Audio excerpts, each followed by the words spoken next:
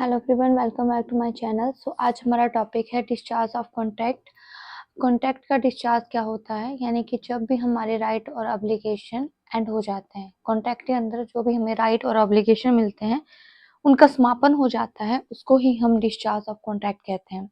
दूसरी शब्दों में कहें कि जब या तो पार्टी अपनी ड्यूटी को परफॉर्म कर देती है, या तो उनकी लायबिलिटी खत्म हो जाती है, या तो जो कॉन्ट्रैक्ट क्रिएट होता है उसको टर्मिनेट कर दिया जाता है, या टर्मिनेशन ऑफ कॉन्ट्रैक्ट हो जाता है बिटवीन द पार्टी, उसी को ही हम डिस्चार्ज ऑफ कॉन्ट्रैक्ट कहते हैं।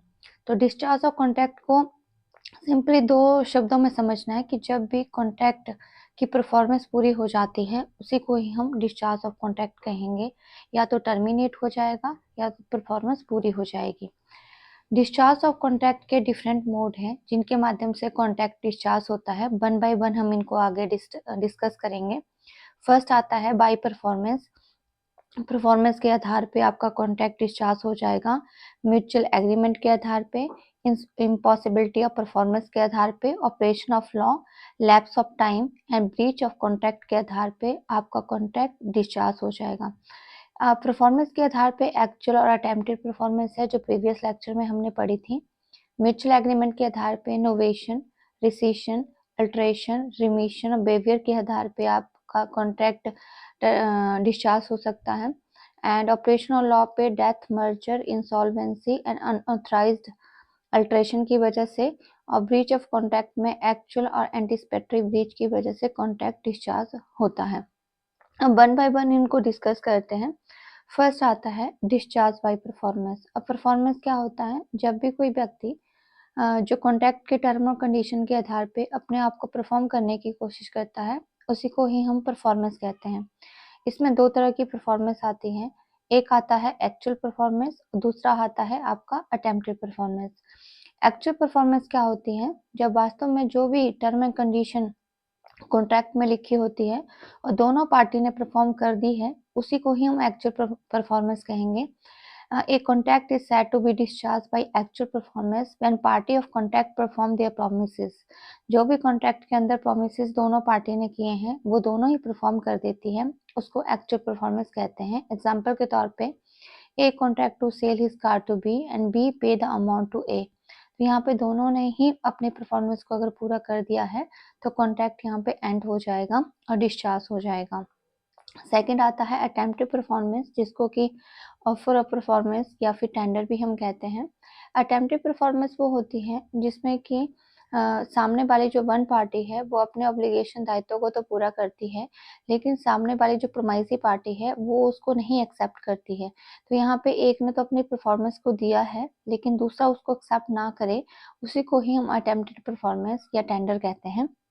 A contract is said to be discharged by attempted performance when promiser has offered to perform his obligation under the contract at the proper time and place, but it has not been accepted by the promisee। जब promisee उसको accept नहीं करता है जबकि promiser proper time और place पे offer करता है तो उसी को attempted performance कहते हैं।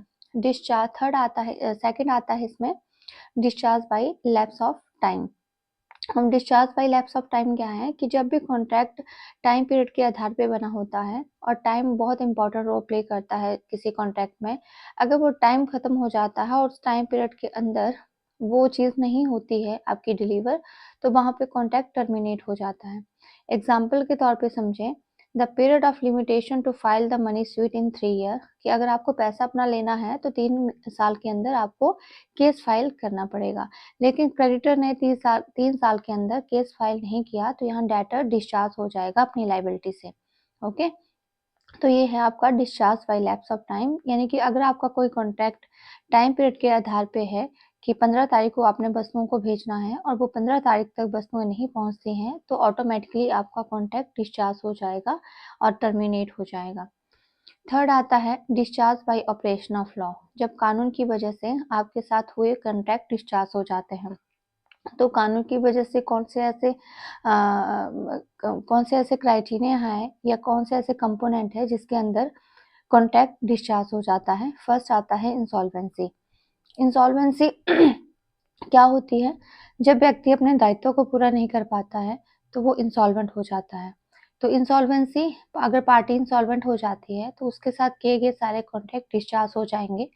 ये इंसॉल्वेंसी कोर्ट में ऑर्डर पास करके जो है वो ऑर्डर पास किया जाता है कि जो व्यक्ति जिसके साथ कॉन्ट्रैक्ट हुआ है अगर वो इंसॉल्वेंट होता है तो उसके साथ उसकी लायबिलिटी या डेट जो है वो डिस्चार्ज हो जाएंगे। For example, A contract to sell 100 bag to sugar to B, यहाँ पे कॉन्ट्रैक्ट हुआ कि ए 100 बैग शुगर के बी को देगा, but due to the heavy loss, यहाँ पे मेजर फायर, यहाँ ए नथिंग टू सेल, मतलब ए कुछ भी सेल नहीं कर सकता है बिकॉज उसके वहाँ शॉप पे मेजर फायर हुई थी। तो ए को पूरी तरह से इंसॉल्वेंट घोषित कर दिया जजमेंट के हिसाब से। नाउ जो भी बी का कॉन्टैक्ट हुआ था ए के साथ 100 शुगर बैग देने का, वो डिस्चार्ज हो जाएगा, डिस्चार्ज ऑफ परफॉर्मेंस हो जाएगा, क्योंकि अब एक ए अपने दायित्व को पूरा नहीं कर सकता है। नेक्स्ट आता है बाय डेथ। तो डेथ जो है, अगर किसी पर्सनल स्किल के आधार पे एग्रीमेंट हुए हैं, किसी की योग्यता के आधार पे एग्रीमेंट हुए हैं और उसकी डेथ हो जाती है तो उसके साथ किए गए कॉन्ट्रैक्ट डिस्चार्ज हो जाएंगे। एग्जाम्पल के तौर पे देखें कि सिंगिंग कंसर्ट है और वो वहाँ पे वो व्यक्ति जहाँ पे उसने गाना गाना था उससे पहले उसकी डेथ हो जाती है, तो वो व्यक्ति अपनी ड्यूटी को परफॉर्म नहीं कर पाएगा तो उसके साथ किए गए कॉन्ट्रैक्ट डिस्चार्ज हो जाएंगे। मर्जर के कारण, समटाइम मर्जर, जब आपका इन्फीरियर राइट जो है मेजर राइट के साथ एंटर हो जाते हैं, या इन्फीरियर राइट कॉन्ट्रैक्ट जो है वो सुपीरियर राइट कॉन्ट्रैक्ट के साथ एंटर हो जाते हैं, तो जो इन्फीरियर राइट कॉन्ट्रैक्ट होगा वो डिस्चार्ज हो जाएगा ऑटोमेटिकली, क्योंकि वो एक सुपीरियर राइट कॉन्ट्रैक्ट के साथ ऐड हो चुका है। तो जितने भी जब दो चीज़ें आपस में मर्ज हो जाती हैं, तो जो भी इंसान किसी दूसरे पार्टिकुलर के साथ मर्ज हो रहा है, जो इन्फीरियर राइट कॉन्ट्रैक्ट है वो डिस्चार्ज हो जाएगा। फोर्थ आता है अनऑथराइज्ड मटेरियल अल्ट्रेशन, कि मतलब आप किसी चीज़ के साथ मटेरियल चेंज कर देते हैं, मिला देते हैं और वो अनऑथराइज्ड है, यानी कि आपको बोला नहीं है और आप अपनी मर्जी से ही किसी मटेरियल को अल्टर कर रहे हैं या मिक्स कर रहे हैं, तो वो contract without approval of the contract या अदर पार्टी, तो वहाँ पे कॉन्ट्रैक्ट डिस्चार्ज हो जाएगा, एंड हो जाएगा। When one party make any material alteration in term of the contract without the approval of the party, यानी कि जब without approval of the party आप कोई भी चीज़ अल्टर कर रहे हो तो वो कॉन्ट्रैक्ट वहाँ पे टर्मिनेट एंड हो जाएगा। अब वन बाय वन हम एग्जांपल के तौर पे समझते हैं कि A contract to sell a plot 500 square yard to B in the rupees of the 10 lakh and sale deed are executed with the possession of the A के अधिकार पे ही सेल हो रही है और 500 स्क्वायर यार्ड जो है वो बी को देगा 10 लाख में, पर a alter the deed within the 4 square yard, यानी 500 की जगह उसने अब अल्टर कर दिया 400 स्क्वायर यार्ड, तो यहाँ पर बी का अधिकार है कि वो उस कॉन्ट्रैक्ट को डिस्चार्ज कर दे या एंड कर दे, टर्मिनेट कर दे, क्योंकि वो उसके टर्म एंड कंडीशन के अकॉर्डिंग नहीं है। Another example है A agree to sing on a specified day and he died before the day। A जो है वो particular day पे गाना गाएगा लेकिन उससे पहले ही उसकी डेथ हो जाती है, तो यहाँ पे कॉन्ट्रैक्ट डिस्चार्ज हो जाएगा। अनदर फोर्थ ऑप्शन आता है डिस्चार्ज ऑफ परफॉर्मेंस का, discharge by the mutual consent and the agreement, जब दो लोगों की सहमति से या दो लोगों की आपसी कंसेंट से, स्वीकृति से डिस्चार्ज होता है। फर्स्ट आता है नोवेशन। नोवेशन को सेक्शन 62 में डिफाइन किया गया है। नोवेशन का मतलब होता है नया कॉन्ट्रैक्ट कंस्टिट्यूट करना ओल्ड कॉन्ट्रैक्ट पर। जो ओल्ड कॉन्ट्रैक्ट है वो समाप्त हो जाता है, उसके बदले जो है वो नया कॉन्ट्रैक्ट बनाया जाता है। तो जो भी ओल्ड कॉन्ट्रैक्ट होगा जो आपने बनाया है वो आपका डिस्चार्ज हो जाएगा। एग्जाम्पल के तौर पे समझें कि ए ने बी को 200 क्विंटल राइस देने हैं, तो यहाँ पे अब नया कॉन्ट्रैक्ट बनता है कि ए बी को 300 क्विंटल राइस देगा, जो 200 क्विंटल राइस का कॉन्ट्रैक्ट था वो डिस्चार्ज हो जाएगा। नोवेशन दो प्रकार से कर सकते हैं। फर्स्ट आता है contract with new term condition with the same party, जब आपका सेम कॉन्ट्रैक्ट सेम पार्टी को न्यू टर्म कंडीशन के साथ प्रस्तुत किया जाता है तो उसको भी हम नोवेशन कहते हैं, और जब पुराने कॉन्ट्रैक्ट पर नया कॉन्ट्रैक्ट लाया जाता है उसको भी नोवेशन के पार्ट में ही हम लेते हैं। तो नोवेशन का मतलब है कि आप पुराने कॉन्ट्रैक्ट को रद्द करके नया कॉन्ट्रैक्ट बना रहे हैं, या पुराने टर्म एंड कंडीशन को रद्द करके नई कंडीशन बना रहे हैं, उसको नोवेशन कहते हैं।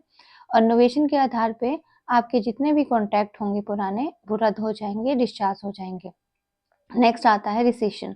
रिसेशन होता है कैंसिलेशन, जब आप कॉन्ट्रैक्ट को कैंसिल कर देते हैं म्यूचुअल सहमति से। जब कॉन्ट्रैक्ट आपका म्यूचुअल सहमति के साथ कॉन्ट्रैक्ट रद्द हो जाता है तो वहाँ पे डिस्चार्ज कॉन्ट्रैक्ट ऑटोमेटिकली हो जाता है and contract become voidable by party whose consent is not free. अगर आप कैंसिल कर रहे हो, अब कैंसिलेशन भी आपकी दो तरह से है। अगर आपकी कैंसिलेशन बायलैटरल है तो यहाँ पे किसी तरह का क्लेम देने की ज़रूरत नहीं है, लेकिन आप कैंसिल अपनी मर्जी से कर रहे हो, सामने की स्वीकृति के बिना नहीं कर रहे हो, यानी कि सामने वाली पार्टी की कंसेंट वहाँ पे प्रिय नहीं है, तो इसको ब्रीच ऑफ कॉन्ट्रैक्ट बोला जाएगा। बीच ऑफ कॉन्ट्रैक्ट के कुछ अपने रेमेडीज होते हैं, जैसे आपके डैमेजेस क्लेम कर सकते हो, कंपनसेशन क्लेम कर सकते हो, वो पूरे करने पड़ेंगे। तो यहाँ पे आता है कि कंसिक्वेंस ऑफ द रेसिशन, यानी कि कैंसिलेशन के क्या प्रभाव होंगे। फर्स्ट आता है कि व्हेन कॉन्ट्रैक्ट इज रेसिशन दे रेसिंडेड, यानी रद्द हो जाएगा कॉन्ट्रैक्ट आपका। दूसरा रेस्टिट्यूशन, कि आप दोबारा से कॉन्ट्रैक्ट को रिस्टोर कर सकते हैं, बेनिफिट के लिए बोल सकते हैं, जो भी आपको लॉसेस हुआ है उस लॉसेस के लिए आप क्लेम कर सकते हो। तो ये प्रभाव रहते हैं रेसिशंस के, अगर आप कैंसिल कर रहे हो कॉन्ट्रैक्ट को। अब सामने वाला कैंसिलेशन अगर दोनों पार्टी के थ्रू हो रही है तब तो ठीक है, म्यूचुअल कंसेंट के थ्रू। अगर म्यूचुअल कंसेंट के थ्रू कैंसिलेशन नहीं हो रही है, एक पार्टी कैंसिल कर रही है, तो दूसरे को रेमेडीज देनी पड़ेगी, मतलब जिसने कैंसिल किया है उसको रेमेडीज देनी पड़ेगी। तो यहाँ पे या तो कॉन्ट्रैक्ट रद्द हो जाएगा या तो कॉन्ट्रैक्ट रेस्टिट्यूट हो जाएगा, यानी कि आप उसके जो भी कॉन्ट्रैक्ट के बेनिफिट है आप उसको ले सकते हो, अगर आपने उसको पे किए हैं, और जो भी लॉस हुआ है उसकी भरपाई आप कर सकते हो। नेक्स्ट आता है अल्ट्रेशन। अल्ट्रेशन भी आपके म्यूचुअल कंसेंट के थ्रू हो सकती है। अल्ट्रेशन का मतलब होता है कि जब आप वन या more of the material term of contract are change, जब आप किसी टर्म एंड कंडीशन को या मटेरियल को, जो कॉन्ट्रैक्ट का मटेरियल है उसको चेंज करते हैं, उसको हम अल्ट्रेशन कहते हैं। सो जो मटेरियल अल्ट्रेशन है वो अगर कॉन्ट्रैक्ट में लिखी है तो म्यूचुअल कंसेंट के थ्रू है तब तो ठीक है, लेकिन वो मटेरियल कंटेंट अगर आप चेंज कर रहे हो विदाउट एनी कंसेंट तो वो गलत है, तब तो फिर वो ब्रीच ऑफ कॉन्ट्रैक्ट माना जाएगा। तो आपका the original contract discharge by alteration and the new contract take its place. अगर अल्ट्रेशन कर रहे हो तो उसकी अल्ट्रेशन की वजह से जो पुराना कॉन्ट्रैक्ट है वो चेंज हो जाएगा और उसके बदले न्यू कॉन्ट्रैक्ट ऐड हो जाएगा।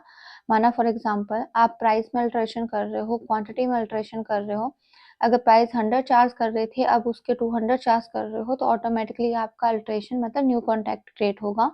उसी तरह से अगर क्वांटिटी में आप चेंज कर रहे हो, 100 क्विंटल्स या 200 क्विंटल कर रहे हो, तो वो क्वांटिटी का चेंज की अल्ट्रेशन होगी, तो अल्ट्रेशन भी आपका नया कॉन्ट्रैक्ट बनता है। रिमिशन, यानी कि आप लेसर अमाउंट जो है या छूट आप दे रहे हो, तो जब आप किसी पार्टिकुलर चीज़ को छूट दे रहे हो, जैसे आपने कोई 1000 रुपए लेने थे, वहाँ पे आप 900 ही ले रहे हो और 100 की छूट दे रहे हो, तो छूट दे रहे हो वो भी डिस्चार्ज, जितने की छूट दी जा रही है उस कॉन्ट्रैक्ट में, वो भी एक तरह का डिस्चार्ज ही माना जाएगा। तो remission is the acceptance is a lesser sum but was contract is lesser fulfill the promise made, यानी कि जो आपका प्रॉमिस है उससे कम पे एक्सेप्ट किया जा रहा है, लेसर प्रॉमिस एक्सेप्ट किया जा रहा है, और लेसर प्रॉमिस पे एग्रीमेंट होता है कि कम चीज़ों को एक्सेप्ट करना, यानी कि कम प्राइस पे एक्सेप्ट करना, तो उसको रिसीशन होगा, रेमिशन कहा जाएगा, सॉरी। रेमिशन हमेशा ही नेसेसरी होता है, no consideration necessary for remission, remission के लिए कंसिडरेशन होना ज़रूरी नहीं है। बिहेवियर की बात करते हैं तो जब हम किसी चीज़ को त्यागते हैं, कोई भी चीज़ हम त्याग रहे हैं, कॉन्ट्रैक्ट का कोई हिस्सा जो हम त्याग रहे हैं, किसी के राइट को त्याग रहे हैं, तो उसको डिस्चार्ज ऑफ कॉन्ट्रैक्ट कहेंगे। For example A B person ने सी से लोन लिया है और सी ने कहा कि ए उस लोन की भरपाई नहीं करेगा, ओनली बी करेगा, तो यहाँ पे ए के अधिकार को त्याग दिया गया है, तो ए जो है, ए का जो कॉन्ट्रैक्ट था वो डिस्चार्ज ऑफ परफॉर्मेंस हो जाएगा, लेकिन बी के लिए वो डिस्चार्ज ऑफ परफॉर्मेंस नहीं होगा।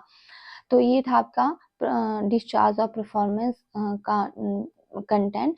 नेक्स्ट इसके इसी में एग्जाम्पल है, फर्स्ट आता है A borrow the money to 50,000 to be under a contract. A जो है वो बी से 50,000 का मनी उधार लेता है and it is agreed between the A B C and C that B has the henceforth accept to see his debtor instead to A and the same amount. It's mean that कि जो वो agree होते हैं कि A B and सी जो है B से fourth part जो है वो एक्सेप्ट करेंगे, तो ओल्ड डेट जो था ए का उसको डिस्चार्ज किया जाएगा और न्यू डेट जो है वो सी और बी के बीच होगा। तो इट्स मीन दैट जो ए को डिस्चार्ज किया जा रहा है, तो ए से कोई पैसे नहीं लिए जा रहे हैं, तो इट्स मीन ए को वहाँ पे अपनी लायबिलिटी से डिस्चार्ज कर दिया गया है। उसी तरह से A on to 20,000 and enter to the agreement to be, A जो है वो बी से 20,000 लेता है एंड अपनी प्रॉपर्टी मोर्टगेज रखता है 15,000 की in place of the debt 20,000। तो जनरली बात है and this is the new contract to existing. तो आपके पास पहले 20,000 का मतलब 20,000 का एग्रीमेंट हुआ था, और लेकिन प्रॉपर्टी जो मोर्टगेज रखी गई थी डेट के फॉर्म में वो 15,000 रखी गई थी, लेसर प्रॉपर्टी थी। तो एक तरह से वो मतलब ओल्ड के ऊपर जो है वो न्यू कॉन्ट्रैक्ट यहाँ पे क्रिएट हो रहा है। नेक्स्ट आपको एग्जांपल के तौर पे समझें, A promise to deliver certain goods to B on the certain day. A promise करता है पार्टिकुलर डे पे वस्तुओं को देने का, लेकिन before the due date they are mutually agree contract is not perform. और ड्यू डेट से पहले ही कॉन्ट्रैक्ट दोनों ही परफॉर्म करने के लिए मना करते हैं, तो यहाँ पे कॉन्ट्रैक्ट रद्द हो गया, यानी party rescind the contract, contract यहाँ पे रद्द हो जाएगा। उसी तरह से X promise to buy to sell the deliver 100 bales of the cotton on the 1st October को done and buy promise to pay goods on 1st November, पर एक्स ने सप्लाई ही नहीं की तो बाई यहाँ पे पेमेंट भी नहीं करेगा, तो बाई की तरफ से कॉन्ट्रैक्ट को रद्द कर दिया जाएगा। नेक्स्ट आता है आपका एग्जांपल के तौर पे कि A borrow to money to be 10,000 and A pay to B and B accept full satisfaction to 8,000, this is whole debt to discharge, यानी कि लेसर अमाउंट यहाँ पे वो रिसीव कर रहा है। 10,000 लेना था लेकिन उसके बदले वो 8,000 ले रहा है, तो 8,000 से उसकी फुल सेटिस्फेक्शन जो है डेट की मानी जाएगी लेसर अमाउंट पे, तो 2,000 से भी उसको मुक्त कर दिया जा रहा है, मतलब डिस्चार्ज कर दिया जा रहा है। उसी तरह से he promised to supply goods to Y and Y exempt to A to carrying out the promise, this amount waiving the right performance on the part of the Y। यहाँ पे क्या है कि A प्रॉमिस करता है वस्तु की supply करने के लिए एंड Y एग्जम्प्ट कर देता है, जो भी उसको कैरिंग आउट के जो प्रॉमिस है उसे एग्जम्प्ट कर देता है, कैरिंग चार्जेस एग्जम्प्ट कर देता है। तो यहाँ होता है अपने किसी राइट से मुक्त कर देना, तो आपका वेवियर यहाँ पे टर्म जो है वो यूज होगी। उसी तरह से painter agree to paint the Madhuri pictures and Madhuri was to pay 1 lakh, the painter painted Madhuri picture and waived of his right to receive 1 lakh has to contact to got to discharge. तो यहाँ पे पेंटर जो है वो माधुरी पिक्चर्स को पेंट करता है and माधुरी उसको 1 लाख दे रही है। सो हाँ, यहाँ पे क्या है, द पेंट माधुरी की पिक्चर को पेंट कर रहा है, अगर वो मतलब 1 लाख लेने से 1 लाख को वो त्याग देता है, नहीं लेता है, तो यहाँ पे कॉन्ट्रैक्ट भी तब भी कॉन्ट्रैक्ट जो है वो डिस्चार्ज माना जाएगा। नेक्स्ट आता है ब्रीच ऑफ कॉन्ट्रैक्ट, मतलब आप ब्रीच ऑफ कॉन्ट्रैक्ट के माध्यम से डिस्चार्ज कैसे होता है। तो ब्रीच ऑफ कॉन्ट्रैक्ट है जब पार्टी अपने प्रॉमिस को पूरा नहीं करती है, परफॉर्म करने में फेल हो जाती है या परफॉर्म करने के लिए मना कर देती है, उसी को ही हम ब्रीच ऑफ कॉन्ट्रैक्ट कहते हैं। तो ब्रीच ऑफ कॉन्ट्रैक्ट आपकी 2 तरह की होती है, this is to be anticipatory breach and the actual breach. Anticipatory breach क्या होती है कि आप परफॉर्म करने से पहले ही मना कर देते हैं। अगर इसको सिंपल वर्ड्स में समझें कि जब आपने परफॉर्म करना था उससे पहले ही आप मना कर दे रहे हो परफॉर्म करने के लिए, उसको हम एंटीसिपेटरी ब्रीच कहते हैं। Anticipatory breach occur when the party declare the intention not performing, ये पहले ही यहाँ पे पार्टी जो है क्लियर कर देती है वो कॉन्ट्रैक्ट को परफॉर्म नहीं कर पाएगी, या तो वो लिखित में बोल देगी, या तो वो एक्सप्रेस कर लेगी, या तो वो इम्प्लाइड बिहेवियर के थ्रू बता देगी कि वो परफॉर्म नहीं कर पाएगी। तो एंटीसिपेटरी ब्रीच में बिल्कुल क्लियर आपको हो जाना चाहिए कि एंटीसिपेटरी ब्रीच क्या होती है, जिसमें पार्टी पहले ही इंटेंशनली बता देती है कि वो परफॉर्म नहीं कर पाएगी किसी कारणवश, तो उसको एंटीसिपेटरी ब्रीच कहते हैं। एंटीसिपेटरी ब्रीच जो है वो premature destruction of the contract भी होता है एंड इसमें when there is an anticipatory breach of contract, the promisee is excused from further performance, and the agreed party may either treat the contract rescinded या sue the party for damages। तो यहाँ पे क्या है, अगर anticipatory breach है या तो जो पार्टी होगी या तो वो रद्द कर देगी आपसी म्यूचुअल अंडरस्टैंडिंग से कॉन्ट्रैक्ट को, या तो ब्रीच ऑफ कॉन्ट्रैक्ट होगा तो ब्रीच ऑफ कॉन्ट्रैक्ट के लिए रेमेडीज यानी डैमेजेस के लिए क्लेम कर सकती है। नेक्स्ट आता है आपका एक्चुअल ब्रीच। एक्चुअल ब्रीच क्या होता है, कि जब वास्तव में जब पार्टी ने परफॉर्म करना था फिक्स डेट पे, तो उस टाइम वो रिफ्यूज़ या मना कर देती है। यानी जो डेट फिक्स है परफॉर्म करने की, उस टाइम अपने कॉन्ट्रैक्ट को परफॉर्म ना करना एक्चुअल ब्रीच होता है। जो अपॉइंटमेंट डेट होती है, उस पे अगर सेलर गुड्स सेल नहीं कर पाता है, डिलीवरी नहीं कर पाता है, उसको ही हम एक्चुअल ब्रीच कहेंगे। एग्जाम्पल के तौर पे समझें कि ए ने बी के साथ कॉन्टैक्ट किया कि 400 बैग जो है वो राइस के 1 जुलाई को पहुंचाएगा, and on the 1st June he inform to B he is not able to the supply of the wheat, यहाँ पे व्हीट की सप्लाई नहीं कर सकता है। तो this is to express rejection of the contract, यानी कि कॉन्ट्रैक्ट की एक्सप्रेस रिजेक्शन है, जो प्रीवियस लेक्चर में हमने पढ़ी, तो उसने पहले ही बता दिया है। ये एग्जाम्पल जो है एंटिसिपेटरी ब्रीच का है। नेक्स्ट एग्जाम्पल इसमें दिया है कि ए एग्री होता है बी के साथ मैरी करने के लिए, लेकिन बी पहले ही मैरिज डेट से पहले ही सी के साथ मैरिज कर देता है, तो यहाँ पे भी एंटिसिपेटरी ब्रीच ऑफ कॉन्ट्रैक्ट है।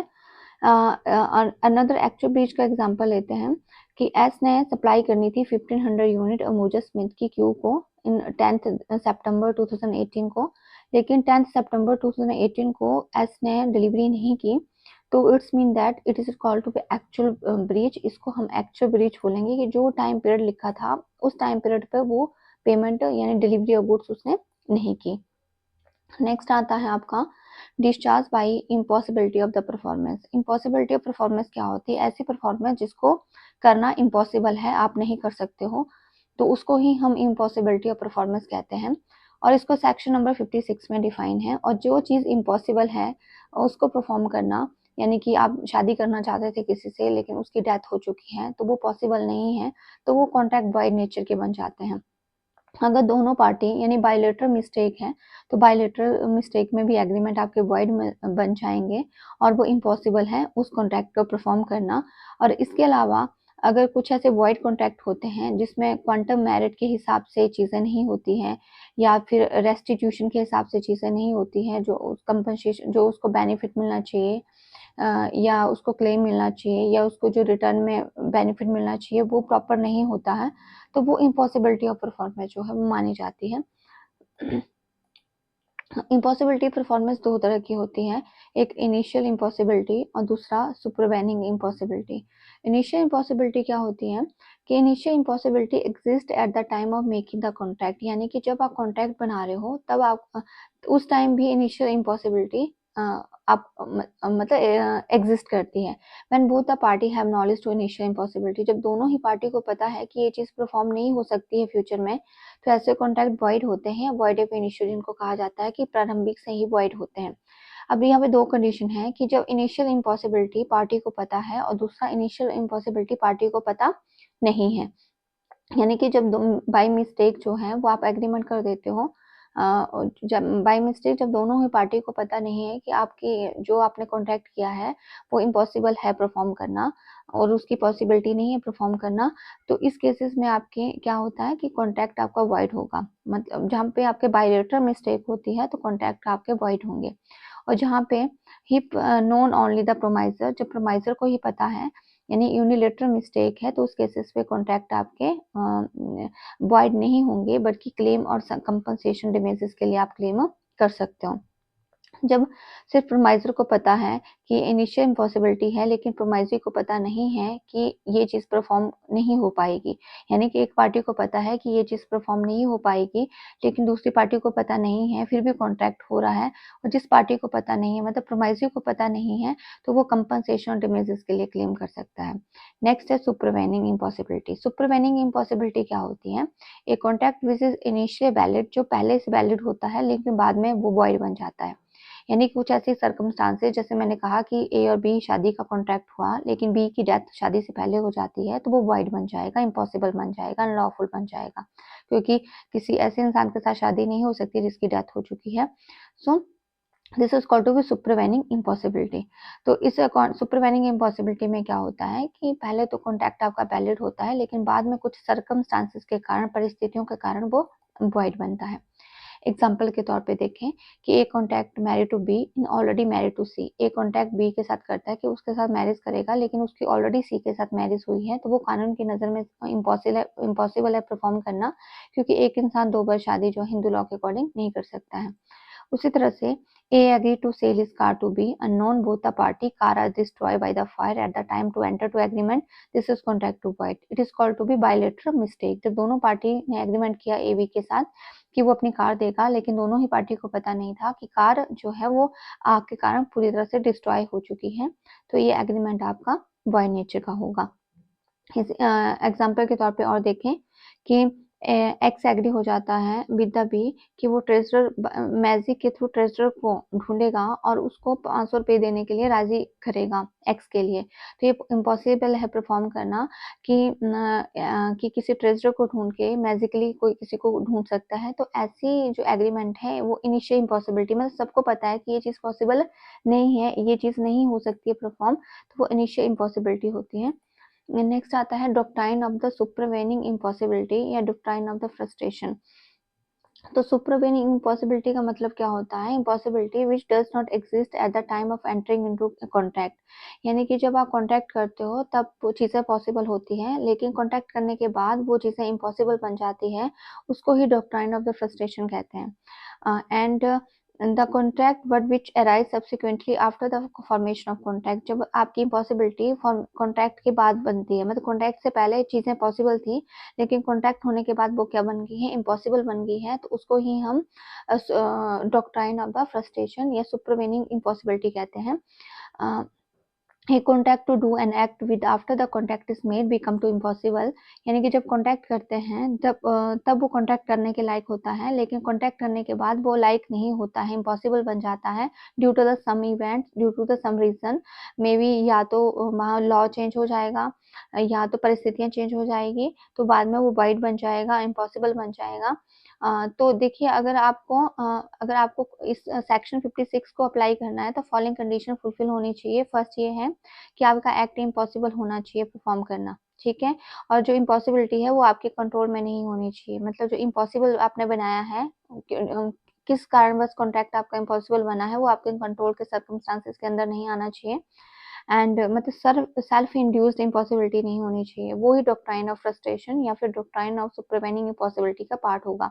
तो सुपरवेनिंग इम्पॉसिबिलिटी क्या होती है कि पहले कॉन्ट्रैक्ट आपका वैलिड होता है, लेकिन बाद में क्या बन जाता है? वॉइड बन जाता है किसी परिस्थितियों के कारण, इवेंट के कारण, उसी को ही हम सुपरवेनिंग इम्पॉसिबिलिटी कहते हैं। तो आज के टॉपिक में बस इतना ही, performance of contract. Next chapter हम दोबारा डिस्कस करेंगे।